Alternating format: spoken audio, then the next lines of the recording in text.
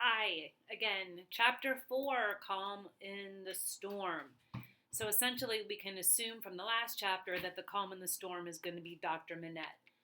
So, just a few things in this chapter. There's not a ton to talk about, other than we really do get to see the rising of the Reign of Terror. Hopefully, you did a little research. The Reign of Terror happened in 1792. They're also called the September Massacres. So, it's all this time. 1,100 people are killed. Dr. Manette is trying to protect Lucy from all the stuff that is going on around her, but we see this calmness. Dr. Manette is calm with Lucy. Dr. Manette is calm, trying to get Darnay back out of prison, trying to negotiate how to get him out of prison. So, just a couple of things to talk about. The Dr. Manette goes to La Force and he's met by Defarge and among other, they call them the tribunal, but other prison guards. I guess in this case they weren't hired for that, but the revolutionaries that are guarding the prisoners. And most of the prisoners in La Force at this time are going to be your aristocrats.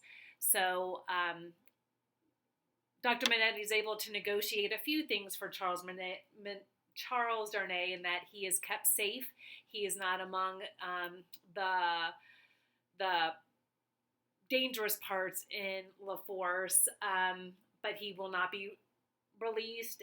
He will not have a trial at this point, but he is kept safe. And then Dr. Manette is also able to negotiate letters from or to Darnay, that kind of thing.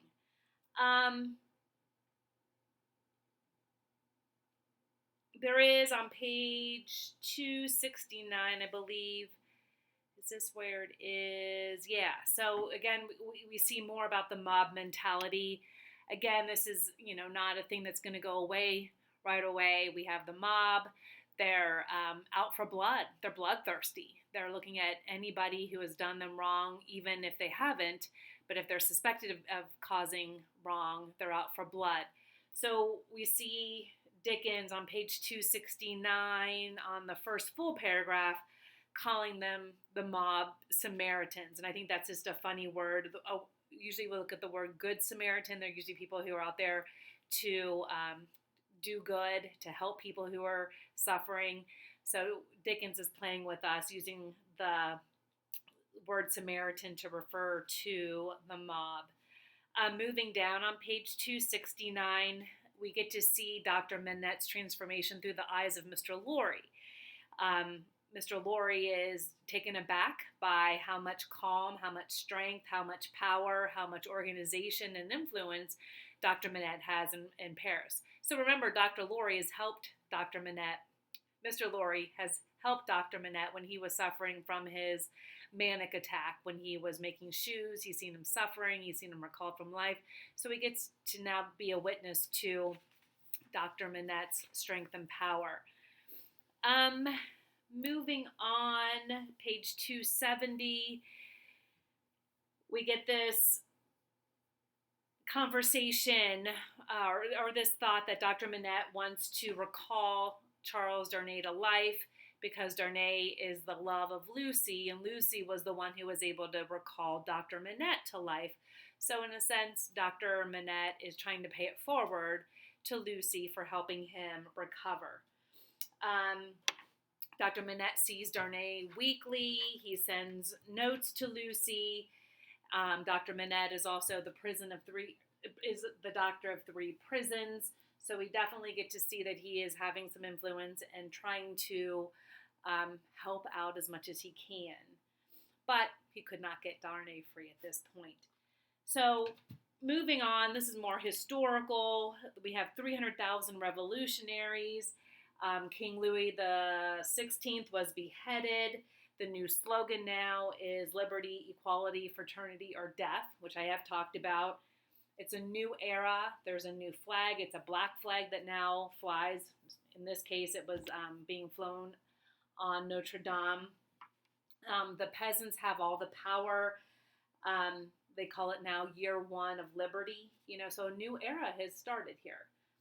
So moving on, just the last thing I do want to read to you on page 272, and Bo really wants to listen to this.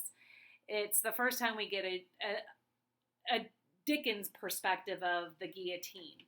So at the very top of 272, the second line down, Dickens begins with, above all, one hideous figure grew as familiar as if it had been before the general gaze from the foundations of the world, the figure of the sharp female called La Guillotine. It was the popular theme for jest. It was the best cure for a headache. It infallibly prevented the hair from turning gray. True. It imparted a peculiar delicacy to the complexion. Of course. It was the national razor which shaved close. My dog will not get out of the way. Who kissed La Guillotine, looked through the little window, and sneezed into the sack. It was the sign of the regeneration of the human race. It superseded the cross. So there's kind of a disturbing allegory. It became the worshipped idol of the revolutionaries, where maybe the cross used to be what people worshipped. So it superseded the cross. Models of it were worn on breast, from which the cross was discarded, and it was bowed down to and believed in where the cross was denied. So we're seeing this perverted, distorted worship of the guillotine, where religion used to be able to take care of people's souls. Now it's La Guillotine. At the very end of the chapter on 272, we learn that Charles has been in prison for 1 year and 3 months, so a lot of time has passed, and that at the very end of this chapter on 273, we still get that theme of being recalled to life. So times are changing, they're moving fast, so hope you enjoyed it. Bye.